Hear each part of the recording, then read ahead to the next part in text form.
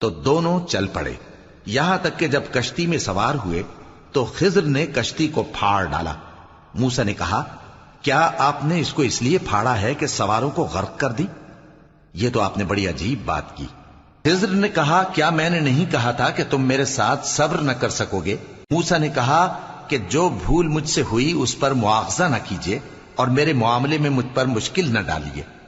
پھر دونوں چلے، یہاں تک کہ رستے میں ایک لڑکا ملا تو خضر نے اسے مار ڈالا۔ موسیٰ نے کہا کہ آپ نے ایک بے گناہ شخص کو ناحق بغیر قصاص کے مار ڈالا، یہ تو آپ نے بری بات کی۔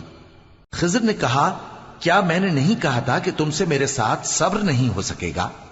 انہوں نے کہا کہ اگر میں اس کے بعد پھر کوئی بات پوچھوں یعنی اعتراض کروں تو مجھے اپنے ساتھ نہ رکھیے گا کہ آپ میری طرف سے عذر کے قبول کرنے میں حد کو پہنچ گئے ہیں۔ پھر دونوں چلے، یہاں تک کہ گاؤں والوں کے پاس پہنچے اور ان سے کھانا طلب کیا۔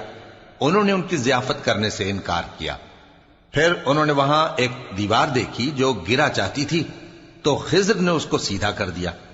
موسیٰ نے کہا کہ اگر آپ چاہتے تو ان سے اس کا معاوضہ لے لیتے تاکہ کھانے کا کام چلتا۔ خضر نے کہا کہ اب مجھ میں اور تم میں علیحدگی، مگر جن باتوں پر تم صبر نہ کر سکے میں ان کا تمہیں بھید بتائے دیتا ہوں۔